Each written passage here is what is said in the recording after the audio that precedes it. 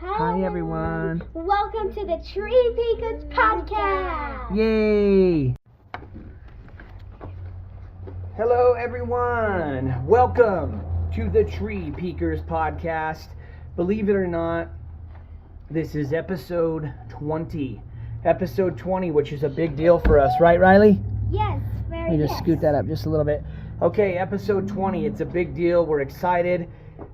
Guys, we're over 150 subscribers. We're rolling. We had over 11,000 impressions this month on the channel.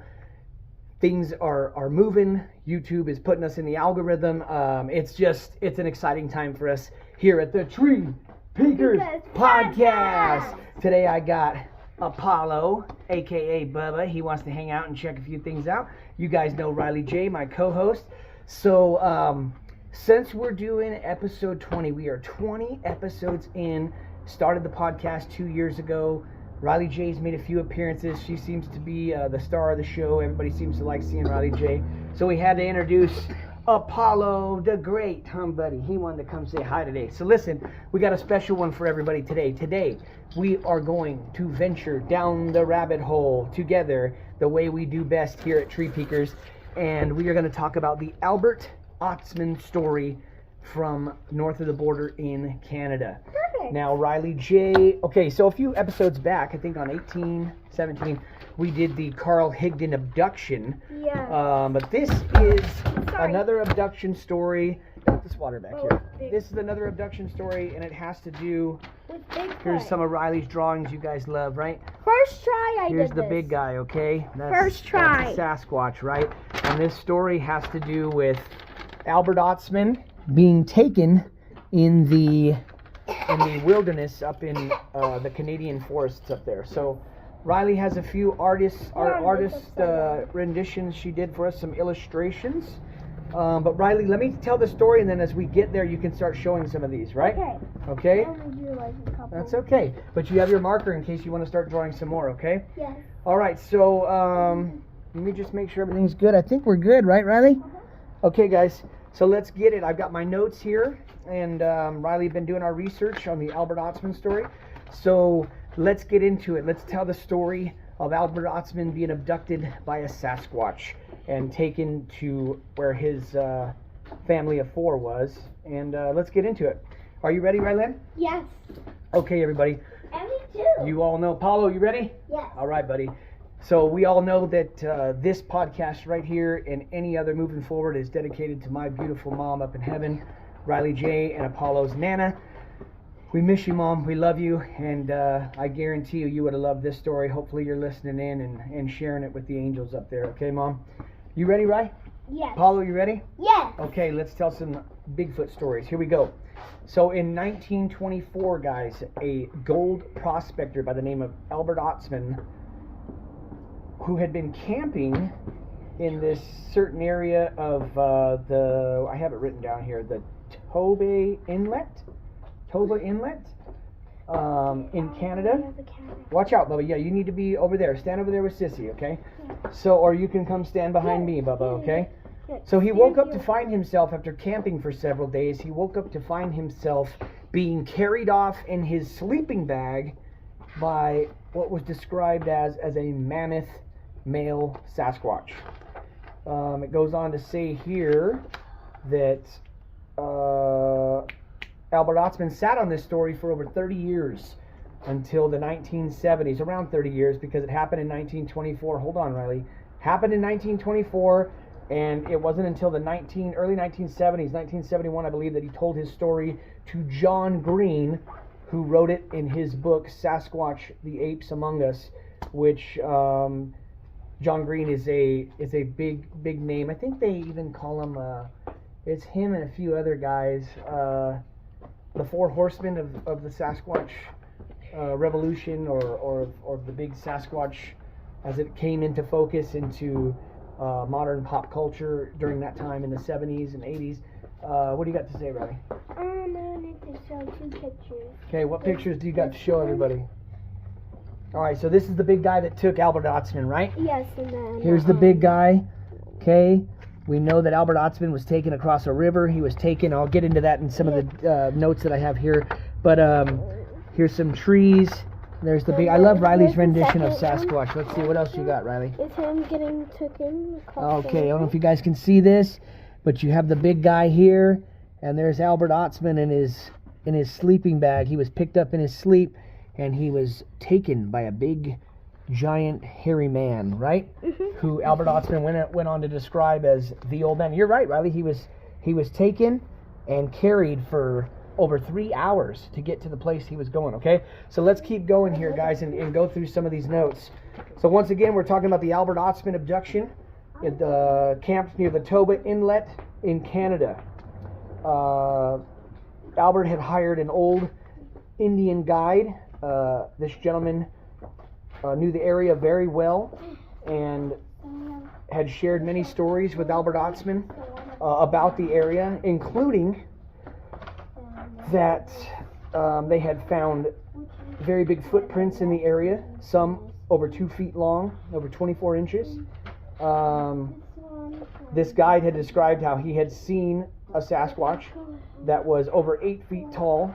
The guide had described some of these sightings to him, and that members of the tribe have known about them. And it said in here, I wrote it right here, one of the quotes from the Indian guide had said, "There may not be many of them left, but they do exist," when Albert Ostman had told him he was a non-believer before going into this camping trip and looking for gold. So right here it said Albert Ostman went on to describe to John Green that he was taken by a male Sasquatch. And I have written in here exactly how long it took, he was taken over 25 miles into the wilderness and went up a very, very steep ridge to get to the place where there was a family of Sasquatch. I have written down here. He described there was 2 big ones and 2 little ones. The guide had mentioned that in this area there was known to be mountain giants. There may not be many left, but they do exist, was an exact quote. Like I said, they had found footprints in the area before. He was letting Albert Ostman know all this as he was coming into prospect for gold for the coming weeks that he was going to be there. They had found prints that were over 2 feet long. I mean, that's a massive footprint, right? Massive bare footprint with toes and everything. No shoes, no boots, guys. Over 24 inches. The guide had seen one that was over 8 feet tall. That's a monster. We're talking about a monster here. Albert Ostman described his captor as a giant, hair-covered human-like creature with big shoulders, long arms, very muscular, and at least 8 to 9 feet tall. So you got to think Albert Ostman was... Bubba, come here real quick. Albert Ostman was asleep, right, Riley? Yes. He was asleep in his... Bubba, go to sleep. Go to sleep. Okay, Albert Ostman was asleep. The Sasquatch came in, threw him over his shoulder, and there he went. We'll see you later, right? Took them very big steps that a Sasquatch would take. Now wake up, okay? Look, Albert Ostman wakes up, and he's trying to get away. He's trying to figure out, but he is in a sleeping bag, and this Sasquatch makes his way off with Albert Ostman. Right, Riley? Okay, this big guy right here, this is Riley's rendition of the Sasquatch that took Albert Ostman. Remember, I okay? did it first try. You did, Riley, and I'm so proud of you. I love your drawings, you know, and it seems like everybody here seems to enjoy seeing your drawings too. So thank you very much. So, I've got some notes here, guys, of the Albert Ostman story. Going into this gold prospecting journey that he was going to take his skills that he had acquired over the last amount of years being a prospector into this area. He was carrying a Steve knife, a 30-30 rifle. He had a pickaxe and camping supplies. He had 3 rolls of snuff, 2 boxes of shells for his 30-30, and he stored a cache under a waterfall near the camping site just in case he needed extra supplies in case something happened. He got stuck out there a little longer than he was supposed to be. What do you got for me, Ry? This picture was a Bigfoot checking out his water thing you just mentioned. This water thing. Oh, that's right. You're going to hear later that the Bigfoot, after Albert had made some coffee or something like that, the Bigfoot tried some of the coffee And that was the way that Albert was able to get away. We're going to go into detail about how he got away from the old man, as he described him. And what do you got here? Is that Albert Ostman there? Yes. With his supplies and his pickaxe and everything? Okay. So there's Riley's rendition of that. Here's the big guy. Got the big feet. Right, Riley? Yes. Okay. Now let's keep going down the story, Riley. Thank you very much. Sure. All right. So went on to describe how he stored a cache of goodies underneath the waterfall that was close to the campground, on the way to the campground. Now he describes the old man, the big male Sasquatch, as at least 8 feet tall, 800 pounds. The female, once they got to the grounds of where the lair of these Sasquatch, let's say, once he got to this area, he went on to describe the Sasquatch in great detail, guys. Let me make sure everything looks good here. Okay, I think we're good. Riley, come stand, or Bubba, come stand over here for me real quick. Yeah. Just want to take a peek. Okay, good. Thank you, baby. Appreciate it. Okay, so he goes on to describe in great detail that the old man, who he described as the old man, the old man was at least 8 foot tall, 800 pounds. The female was 7 feet, 600 pounds, hair covered, right? He was picked up and taken for at least 25 miles in his sleeping bag. What do I have here? He described the Sasquatch family as the mother, father, sister, brother dynamic. He described the big guy, or all of them, as having a sagittal crest, the cone head, right, almost like Neanderthal man style head, right? When you see old pictures of like Neanderthal man, that's what I imagine, prehistoric human kind of thing going on. He called the big male the old man. The big man he described as having eye teeth. Dad? So these teeth here were a bit longer, so had that animalistic like quality to their teeth. What were you going to tell me, Apollo? Dad, What's up, buddy? they always have a brother in the family. Who, the Sasquatch? No. Oh, are you talking about our family? Yeah. Okay. No. Okay. I'm talking about a brother in the Bigfoot. Oh yeah, they had a little brother and a sister. And why I thought you said we 2 brothers. No, just one brother, one sister. There was a family of 4. Mommy, daddy, sister, brother, okay? And sister and baby. Yep, and hopefully they did have a baby down the road. Okay, go sit with Sissy while she makes a picture, okay? Yeah, Daddy. What, baby? And mommy and Bigfoot don't have baby. Okay, that's good to know. I'll keep that in mind. Thank you, Bubba. I appreciate it, okay? Now, Albert also went on to describe the female as the old lady. So you had the old man and the old lady, right? And he even described the young ones, the sister and the brother. Yeah, the young fellow. The young boy was the young fellow. The female was the old lady. And the big male was known as the old man. So, let's see here. Leading into being abducted, I think Albert had been out there for a few nights, and looks like his camp had been messed with for a few nights in a row. They would get back to camp after prospecting for gold, and they would find their stuff all messed with and everything like that. He went on to describe that the young fellow would play games, laying on his back, playing with his feet. So you're probably dealing with an adolescent Bigfoot here. So one that is anywhere of the age of maybe, I don't know, between 10 and 15 years old. I think he went on to describe them as teenagers and whatnot, you know. The young lady was very attractive. He described her as looking like a Native American princess, that she had very fine silky hair. She was covered in hair, but she was very beautiful. He described the old lady and the daughter as having breasts, so he knew that they were female. He was taken 25 miles into the wilderness. He believes that if the Bigfoot wanted to hurt him, he would have never had a chance to tell this story to the world, because obviously something bad would have happened to him. Now, guys, I don't know what you're doing, but I'm in the middle of telling the story. What's up, baby? What were you going to tell me? Okay, let me finish the story. Okay, guys, so real quick, I think that there's a parallel here between my encounter that happened in the Bisti Badlands about 20 years ago. I do say all the time to people that I share this story with, my story, that if they wanted to hurt us, they had us for the taking, my friends and I, but they didn't. They just wanted to scare us out of their area. We should have never been in their area. I believe on episode 4 or 5, I go into my own story. For those of you who may be new to the channel, you can go back. Riley, what are you asking me, baby? I remember he was... You got to speak up. Speak up with your loud voice. He was held captive for 6 days. Right? Yeah. 60 days? 6 days. 6 days. Okay, okay. Let me keep rolling here, guys, okay?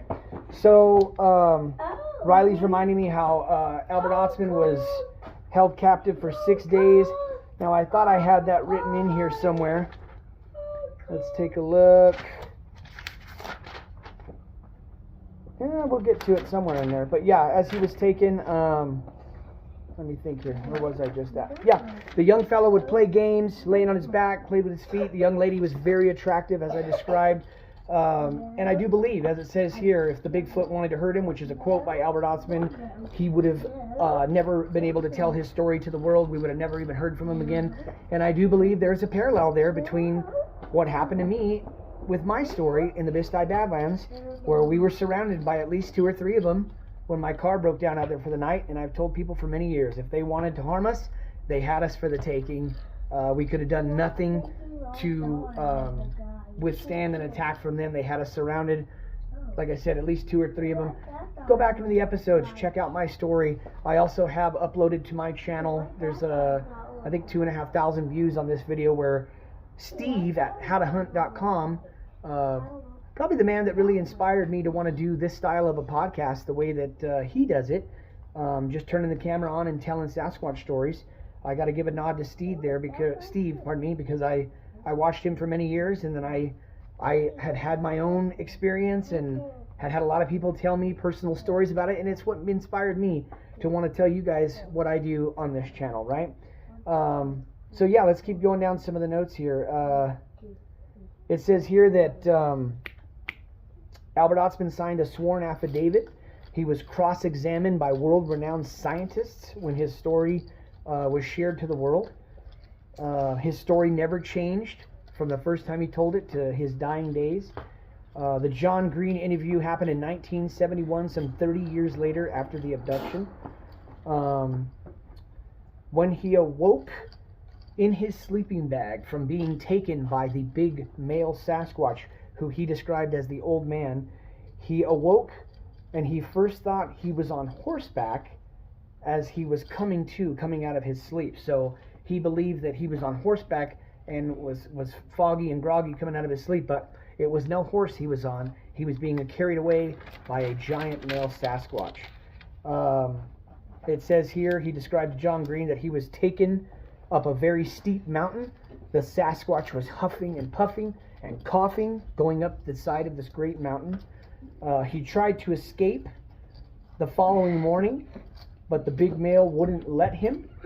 I believe the big male stepped in front of him, muttering the words, "Ooga, ooga." That's what it says.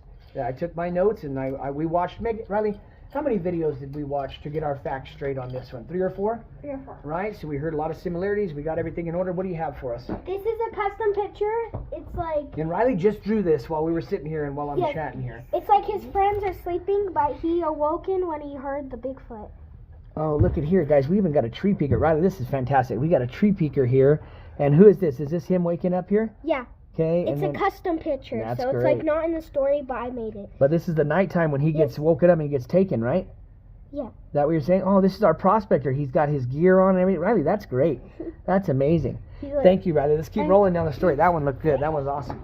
All right, so right here, let's go back here. He tried to escape the following morning that he was taking. The big male stepped in front of him, wouldn't let him leave. The big male stepped in front of him saying, "Ooga, ooga," or something of that nature. So, you know, and I got to do a video too, guys, for those of you familiar with the Sasquatch subject, or for those of you who are brand new to it, coming and listening to me talk about it, the Sierra Sounds. right? Ron Moorhead and his hunting group in the 70s, late 60s and 70s, in the Sierra Nevada mountains in California. The recordings they got of all the high strangeness and incredible cataloged recordings they have of the Sasquatch talking to each other and speaking their own language, right? As a world-renowned Navy linguists, I'm going to draw a blank on his name right now, but I'll have all my facts straight when we do an episode on the Sierra Sounds. But he came across these tapes because his son was doing a high school report on Bigfoot, and when his son asked the Navy linguist to come and take a look at some of his stuff he found, he played the recordings for his dad, and his dad, being a language decoder, is what he did for the United States Navy. He made a career out of it. He noticed that even in the 1970s, the way that these creatures were talking to each other and the way Ron Moorhead and his hunting group had recorded these amazing findings that had taken place in the Sierra Nevada mountains in their hunting camp, well, the Navy linguist had recognized a pattern of language. It wasn't just mumbling, or I've heard it described as samurai chatter. I don't exactly know why they say that, but conversational turns are happening. The vocal range is much greater than human beings. It could not have been faked in the 1970s the way it had, with the humans talking and then the Sasquatch coming in and talking over each other. So the reason I bring that up is because even in Albert Ostman's story, the Albert Ostman abduction, which we're talking about here, which happened in 1924 in the Toba Inlet in Canada, in the Canadian wilderness, he mentions to John Green and is quoted as saying the big male stepped in front of him, who he described as the old man, stepped in front of him muttering the words "Ooga, ooga," meaning maybe no, you can't leave, something. Who will ever know exactly what that meant? But it says Albert Ostman never feared for his life. He wanted to shoot the big male to escape with his .30-30, but he decided not to. Let's see here. Smarter. He described the Sasquatch as smarter than humans in many ways when he was being interviewed. There was a very strong smell, a powerful smell attributed with this Sasquatch family and the big male. How many times have we heard that? The big smell, right, Riley? The awful smell that's attributed with these guys, yeah. Right? Yeah. The old man Sasquatch took him, he believes. Now, this was Albert Ostman's own opinion on why he thinks he was taken. We'll never know, and I don't think he would either, but this was his assumption, that the old man Sasquatch had taken him, he believes, was to be his mate for his daughter, for the young female Sasquatch, who he described looked like a beautiful Native American princess, right? Just a fascinating story, guys.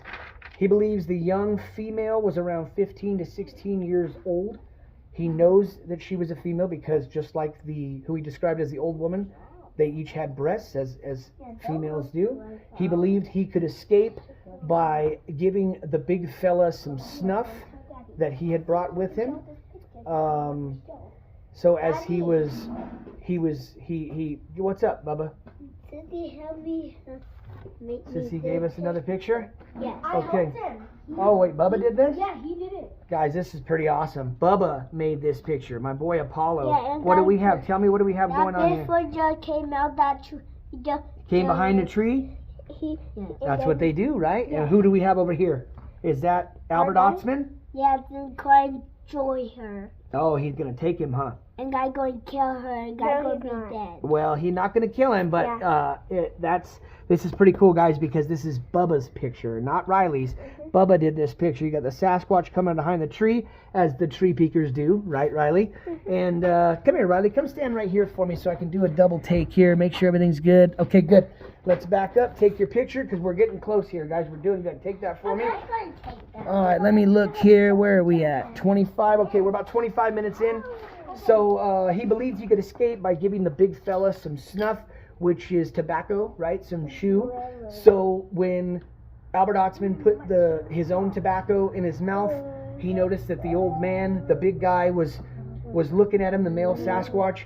So he started chomping away to make it seem tasty, as it says here. That was a quote. So the old man, the male Sasquatch, took the snuff and emptied the entire thing into his mouth. Albert had made a pot of coffee. I believe when he was taken, he had his everything, all his belongings. Maybe the Sasquatch brought his bag with him. I don't know, but he had a way to make some coffee. And it says that the old man took the snuff, emptied it all into his mouth, and he drank all of Albert's coffee. So you got to think there, he's going to get the tobacco high, right? It's going to hit his bloodstream, the Sasquatch bloodstream. Then he's going to get hit with a rush of what he's not used to in the caffeine from the black coffee that was made, right? And right here it says it made the big guy sick. This is Albert Ostman's description. The big guy had the old man, we should say, had his head in his hands and knees and was feeling ill and ran to the old lady as she screamed. It says Albert made his escape. Albert Ostman made his escape. So you got to think the big guy's got his head in his hands. He's feeling sick. He runs over to the wife, as any husband would, right? He's going over to the woman, right, the old lady, to get some help. She lets out a scream, a yell, and Albert Ostman was able to make his escape. That's when it is noted here that it took him at least 20 to 25 miles to get back to where he was. So this Sasquatch took him a great deal. Matter of fact, don't forget, guys, this Sasquatch right here that Riley drew us is her illustration of what took Albert Ostman, carried him off into the wilderness. Now, it says here he kept his story to himself for over 30 years until he shared it with John Green. Most of the Indian tribe in the area believed him. They had their own stories. It says, and then here at the very end it says the old lady had a blood-curdling scream. So you can imagine, as he escaped, and the old man, the big guy, is too woozy, and he's maybe getting sick and throwing up, whatever. The old lady, the female Sasquatch, lets out a blood-curdling scream, because maybe that was the plan. Maybe they had some sort of plan for Albert. Whether he was to be dinner, I don't know. Maybe he was to be the mate of the young female, as he envisioned. That could have been a possibility while he was taken. But the last thing I have written here was the old lady had a blood-curdling scream. How many times have we heard about that scream in the wilderness, right? Right. Riley just said in episode 1 and 3 of my podcast, where I interview a hotshot firefighter, he describes the forest as going silent, dead silent, when one of these Sasquatch let out a blood-curdling scream. He said, and the hotshot firefighter, he's a dear friend of mine, but he remains, and he keeps his anonymity, remains anonymous, let's say, for the reasons of his job, number one, and not wanting to be known for being a part of this subject, for having such a high-profile job out in the wilderness, fighting fires for us the way he does. But he's become a great friend of mine. But he will always describe. Oh, my car's going on. Okay. Are you facing it? I don't know. Stop the horn. Okay. We got it. You stopped it and made it We go back got on. it. All right. Took my key out of my pocket and it went a little wild there. But that's what happens on Tree Peekers Podcast, guys. We hit the button and we say go. It's we don't chop these videos up. We don't do a lot of fancy stuff to them. It's about telling stories and sharing pictures that Riley J does for the stories. That's the most important thing, right, Riley? I have this custom picture. So we got one more picture to show. I drew some mountains. It's the sun setting and the Bigfoot's coming out. All right. Riley's got a picture here of the big Rocky Mountains. The Bigfoot's Bigfoot's coming behind. You know, there's a video, Riley, I think that's from Canada that came out recently, Daddy. and it shows a giant walking up the side of the mountain. Okay, get out of the camera like that, brother. What's up? And that's the sun going down, and that's the moon? Oh, that's great. That's good. Yeah, so they're coming now, when you're out going of to their tell me, cave. come here, you stand right here. That way they can see you on the camera, and then you tell me, right? That's the sun going down. the moon coming out, and here comes Bigfoot from behind the mountain. He's coming to find and Albert Ostman, and this right? one too, coming out of his cave. Oh, this is one coming out of the cave. So Albert Ostman's got to be down here camping somewhere, right? Uh-huh. Well, I'm sure there's many of them that come out like that, as we know, guys, right? But like we said, episode 20.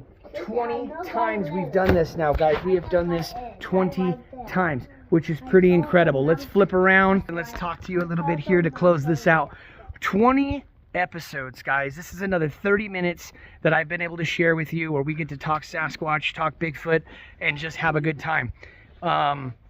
It's been incredible to see the interactions from people that have been enjoying the show, and we've got a lot more stuff coming your way, right, Riley? Yes. So we're excited. This has been episode 20. This is the Tree Peakers podcast. We're established. You know where you're at. You're here for a certain reason. We're going to stay in our lane. We're going to give you the best stories that we can possibly bring to you. A few episodes back, we told you the story of Carl Higdon and the UFO abduction of 1974. Upcoming episodes, we're going to talk the Sierra Sounds, Ron Moorhead in the 1970s and his hunting camp in the Sierra Nevadas. We're going to attack Travis Walton in Snowflake, Arizona, and the loggers and the alien abduction story there. Riley, we got a bunch of cool stuff coming, don't we? Yes. All right, so I've got a few people that say they want to be interviewed and they want to come on camera, but when the time comes, some people get nervous and they back out. So I'm still waiting for a few of you to hop on and come join us. But this has been episode 20 of the Tree Peakers podcast. Another thing to look forward to as we move on up the ladder here. You can expect, some short stories from Riley and I, as we are going to be uploading some shorts, which will be under 3 minutes long. And we are going to be doing, Riley, some YouTube live. So you will get some alerts on your YouTube through your subscription that we are going live. Pop in, join us, ask them some questions, ask us some questions, hang out with us. Let's talk Bigfoot, let's talk paranormal, and we're going to have some fun. It's been a great pleasure for Riley and I and the family to invite you into our home on our channel and to share in this fun project that we have going that we call the Tree Peakers podcast. This has been episode 20. We're moving on into the future. Mom, this is for you. I love you. We miss you. I hope you enjoyed this one. So episode 20 of the Tree Peakers podcast. We're signing off. Bye. Bye. We'll see you later.